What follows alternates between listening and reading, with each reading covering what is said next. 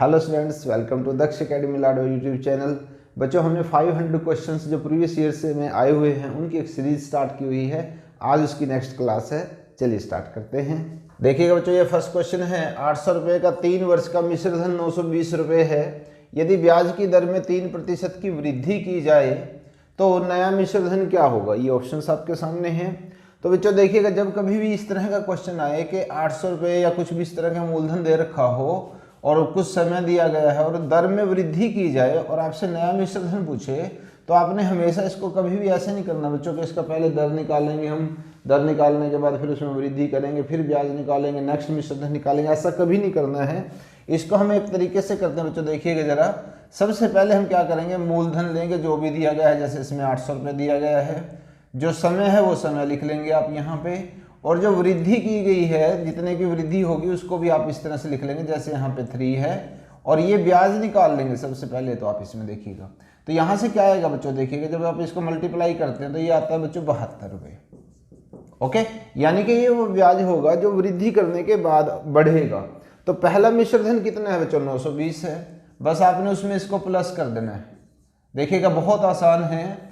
जब कभी इस तरह का क्वेश्चन आए तो पहले आप वृद्धि की हुई दर पे ब्याज निकाल लीजिएगा, मिश्र धन में प्लस कर दीजिएगा, तो आपका आंसर आ जाएगा इस तरह से, जैसे इस क्वेश्चन में आया है 992। ओके, आई होप यहाँ तक क्लियर हो गया होगा। बहुत बार बच्चे क्वेश्चन रिपीट होता है। नेक्स्ट क्वेश्चन देखिएगा, यहाँ पे आपको ये इस तरह से दिया गया है वर्गमूल में। ओके, तो आप इस क्वेश्चन को यहाँ से शुरू करेंगे, ध्यान से देख लें जरा। ओके, जब कभी ऐसा क्वेश्चन कोई भी आए, उस क्वेश्चन को हम यहाँ से शुरू करेंगे। जैसे आपको पता है 16 का स्क्वायर रूट कितना होता है बच्चों, 4 होता है। तो इसको हम कैंसिल कर देंगे। यहाँ पे क्या है, माइनस है, तो हम इसमें से 4 माइनस कर देंगे। तो बच्चों ये कितना हो जाएगा, 256 हो जाएगा। और 256 का यहाँ देखिएगा स्क्वायर रूट हमें फाइंड आउट करना है। 256 का स्क्वायर रूट कितना होता है बच्चों, 16 होता है। तो ये भी खत्म हो जाएगा इसमें से। तो 16 को इसमें आप क्या करेंगे बच्चों, प्लस कर देंगे। प्लस करने के बाद कितना आता है बच्चों, ये 144 आता है। और 144 का बच्चों स्क्वायर रूट कितना होता है, 12 होता है। ओके, देखिएगा कितना आसान है। कई बार इसमें और भी संख्याएं आ सकती हैं। तो सबसे पहले आप इसको यहाँ से शुरू करेंगे। यहाँ पे देखिएगा इसका स्क्वायर रूट निकाल के इसमें प्लस या माइनस जो भी दिया गया है, फिर उसका स्क्वायर रूट निकाल के इसमें प्लस या माइनस करना है, फिर लास्ट में आपके पास आंसर आ जाएगा। तो इस क्वेश्चन का आंसर आया आपके पास 12। ओके, देखिए बच्चों नेक्स्ट क्वेश्चन, वर्गमूल 3n इक्वल टू 243 है। इसमें हमें n की वैल्यू फाइंड आउट करनी है और ये आपके सामने ऑप्शंस हैं। ओके, तो बच्चों देखिएगा, जैसे आपको सभी को पता है कि जो वर्गमूल की वैल्यू होती है उसका मतलब होता है 1/2। ओके, और यहाँ पे जो ये 243 दिया गया है, इसको जब हम प्राइम फैक्टराइजेशन में डिवाइड करते हैं तो इसका मतलब होता है बच्चों 3 की पावर 5, यानी कि 3 को ये 5 बार गुणा करने से आता है 243। तो आप इसको इस तरह से करके देख भी सकते हैं। कोई भी नंबर यहाँ पे आए तो आप उसको इस तरह से डिवाइड करके देख सकते हैं कि इसका मल्टीपल आएगा ये। ओके, अब देखिएगा यहाँ से बच्चों n है, ये 1/2 है। तो इसका मतलब 3 की पावर जो होगी बच्चों n/2 होगी। और यहाँ से 3 की पावर कितनी आई है बच्चों, 5 आई हुई है। अब देखिए बेस सेम है तो पावर्स भी सेम होंगी। इसका मतलब क्या होगा बच्चों, n/2 किसके इक्वल हो जाएगा बच्चों, 5 के इक्वल हो जाएगा। और n की जो वैल्यू आएगी, यहाँ से इसको मल्टीप्लाई करेंगे तो 10 आ जाएगी। बहुत ईजी है और अक्सर एग्जाम के अंदर इस तरह के क्वेश्चंस मिलते हैं। तो जब कभी कोई भी क्वेश्चन आए तो आपने इस तरह से उसके पैटर्न को फॉलो करना है। ओके, एक क्वेश्चन और देखते हैं बच्चों। देखिएगा 0, 2, 3, 6 और 7 अंकों को देखिएगा, यहाँ ध्यान रखिएगा, इन अंकों का इस्तेमाल करना है। अंकों से बनने वाली 5 अंकों की बड़ी से बड़ी और छोटी से छोटी। ओके, यानी कि हमें इन अंकों का इस्तेमाल करके बड़ी से बड़ी और छोटी से छोटी संख्या का अंतर क्या है वो ज्ञात करना है। ये ऑप्शंस आपके सामने हैं। ओके, देखिएगा यहाँ पे पहली बात तो ये 5 अंक हैं। ओके, 5 अंकों की ही हमें संख्या बनानी है। तो इसका मतलब इन सभी अंकों का इस्तेमाल हम करेंगे यहाँ से। तो देखिएगा सबसे बड़ी संख्या का बड़ा अंक जो होगा वो सबसे बड़ा होगा पहले। तो यहाँ पे क्या आएगा बच्चों, 7, 6, 3, 2, 0। क्लियर है, ध्यान से देख लो। अब यहाँ देखिएगा बच्चे कहाँ कंफ्यूज हो जाते हैं। छोटी से छोटी संख्या जब बनाने की कोशिश करते हैं तो बच्चे क्या लिख देते हैं, 0, 2, 3, 6, 7, वो 0 से शुरू कर देते हैं। बच्चों यहाँ ध्यान रखिएगा, कभी भी कोई भी संख्या 0 से स्टार्ट नहीं होती। तो अगर हम 0 को रब भी कर दें यहाँ से, तो देखिए संख्या तो 4 अंकों की हुई, तो 0 का इस्तेमाल कहाँ हुआ। तो कभी भी कोई भी संख्या 0 से शुरू नहीं होगी। तो अब 0 से बड़ा अंक कौन सा है? 2 है। तो बच्चों हम यहाँ पे क्या लिखेंगे? 2, 0, 3, 6 और 7। अब आपने इनका डिफरेंस फाइंड आउट करना है।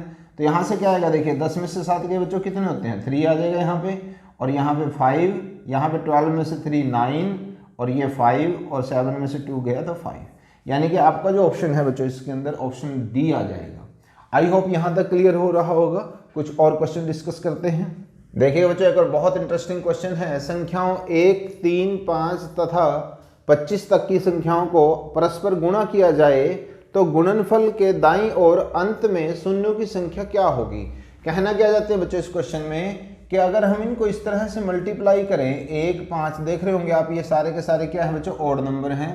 अगर आप इसको सीरीज को पूरा करना चाहेंगे तो आप ये इस तरह से पूरी होगी सीरीज।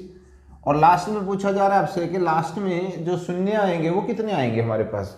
तो पहले तो आप बच्चों इस तरह की कोई भी सीरीज अगर आए तो ध्यान से देखिएगा, शून्य आपके पास कब आता है कभी भी मल्टीप्लीकेशन में? एक तो आपके पास 5 होना जरूरी है बच्चों, और एक आपके पास 2 होना जरूरी है, तभी मल्टीप्लीकेशन में आपके पास 10 आएगा। 2 के अलावा 4, 6, 8 इस तरह से हो सकता है, या फिर आगे जाके 0 आए। क्लियर है बच्चों? तो 5 भी एक फैक्टर होता है और इनमें से कोई होगा तभी मल्टीप्लाई करने से 0 बनती है। अब देखिएगा इसमें 5 तो है बच्चों, यहाँ पे भी है, इसमें भी है, लेकिन कहीं पे भी इसमें 2, 4, 6 या 8 नहीं है। तो जब 2, 4, 6, 8 नहीं होगा तो इसका मतलब कोई भी शून्य इसके अंदर नहीं आएगा। तो इसका आंसर जो हो जाएगा बच्चों वो होगा सी। ध्यान से देख ले जरा। देखिए बच्चों एक और बहुत इंटरेस्टिंग क्वेश्चन। यदि 2 अंकों की किसी संख्या और उसके अंकों को पलटकर बनाई गई संख्या का योग कितना दे रखो बच्चों? 121 हो तो मूल संख्या के अंकों का योग ज्ञात कीजिएगा। सबसे पहले तो बच्चों आपको मैं यहाँ बता दूं कि इस क्वेश्चन को हम डायरेक्ट कैसे करेंगे। आपसे पूछा जा रहा है कि अंकों का योग, एक x मानते हैं दहाई अंक और इकाई अंक मानते हैं y, तो इन दोनों के अंकों का योग पूछा जा रहा है आपसे। जब कभी इस तरह का क्वेश्चन आए तो जैसे ये 121 यहाँ पे दे रखा है तो आपने क्या करना बच्चों? इसको सीधा ही 11 से भाग कर देना है। ओके, जब आप इसको 11 से भाग करोगे तो आपका आंसर आ जाएगा बी ऑप्शन। क्लियर है बच्चों? जब अंकों का योग पूछा जाए तो आपने क्या करना? 11 से भाग करना है। और अगर बाई चांस बच्चों अंतर पूछा जाए तो अंतर में आपने 9 से भाग करना है। ओके, कोई भी 2 तरह के क्वेश्चन इसमें आते हैं बच्चों। अंकों का योग पूछेगा एग्जामिनर या फिर अंकों का अंतर, तो अंतर के लिए 9 से भाग करना है और अंकों के योग के लिए आपको 11 से भाग करना है। उसी तरह का क्वेश्चन होगा। तो आपका इस क्वेश्चन का जो आंसर आया बच्चों वो कितना आया है? 11 आया। आई होप ये दोनों क्वेश्चन आपको क्लियर हो गए होंगे। नेक्स्ट क्वेश्चन ट्राई करते हैं। किसी संख्या को 32 से भाग देने पर 29 शेष बचता है। इस संख्या को 8 से अगर हम भाग देंगे तो शेषफल क्या होगा? ये ऑप्शंस रहे। ओके, इस तरह के क्वेश्चंस बच्चों बहुत बार रिपीट होते हैं एग्जाम के अंदर, तो ऐसे क्वेश्चंस को हमने बताया हुआ है आपको कैसे करना है। आज फिर इस क्वेश्चन को हम आपको बताते हैं कि कैसे करेंगे। जैसे 29 है बच्चों, यहाँ पे शेष जो बचा होगा, जब कभी भी कोई ऐसा क्वेश्चन आएगा तो आपने सिर्फ शेष को ही भाग करना है। ओके, तो यहाँ पे कितना आ जाएगा बच्चों? देखिएगा 5 आ जाएगा। तो इस तरह के क्वेश्चंस का आंसर आपने निकालने के लिए क्या करेंगे? जो शेष बचा होगा उस शेष को इस संख्या से भाग कर दीजिएगा तो आपके पास आंसर आ जाएगा। और बहुत बार रिपीट होता है बच्चों ये क्वेश्चन और इंटरेस्टिंग क्वेश्चन है। देखिए बच्चों 2 क्वेश्चन जो हैं ये ट्रिग्नोमेट्री से हैं। यहाँ देखिएगा आप इस क्वेश्चन को जरा ध्यान से देखिएगा। इस तरह के क्वेश्चंस को करने के लिए आपको बहुत ज़्यादा नॉलेज नहीं चाहिए बच्चों, ट्रिग्नोमेट्री के बहुत फॉर्मूले नहीं चाहिए। आप देखिएगा ऐसे क्वेश्चन को हम जस्ट ट्रिक से कर सकते हैं। आपने एक ध्यान रखना है, इसमें सारे के सारे बच्चों ये टेंजेंट हैं। ओके, क्या ध्यान रखना है? आप ये देखिएगा किस किस के 90 बनता है टोटल। 4 में 86 प्लस करोगे 90 बनता है। 43 में 47 को प्लस करोगे ये भी 90 बनता है।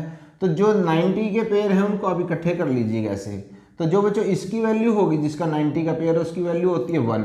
इसी तरह से टेंजेंट 4 और टेंजेंट 86 जो है इसकी भी वैल्यू 1 होती है।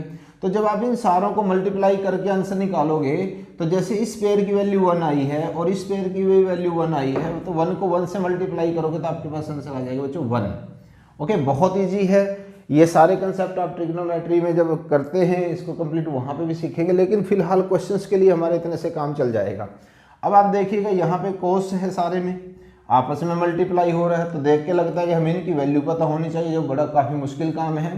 तो हम बच्चों क्या करते हैं, देखिएगा कोस 90 की वैल्यू होती है बच्चों 0। कितनी होती है? 0। तो चाहे इनकी कोई भी वैल्यू हो, अगर आप उस वैल्यू को 0 से मल्टीप्लाई कर देते हो तो आपके पास आंसर आएगा बच्चों 0। समझ रहे हो उस पॉइंट को? तो इस सारे की वैल्यू जो बनेगी बच्चों वो 0 बनेगी। इसका मतलब ऑप्शन सी बनेगा। ओके, मुझे उम्मीद है बच्चों आज की क्लास आपको बहुत अच्छी लगी होगी और आप सभी का प्यार हमें मिल रहा है, thanks for that. So video को लाइक शेयर कमेंट करना मत भूलिएगा, चैनल पर नए हैं तो सब्सक्राइब जरूर कीजिएगा और नोटिफिकेशन बेल को जरूर प्रेस कीजिएगा ताकि टाइम टू टाइम हर वीडियो की नोटिफिकेशन आप तक मिलती रहे। Thanks for watching.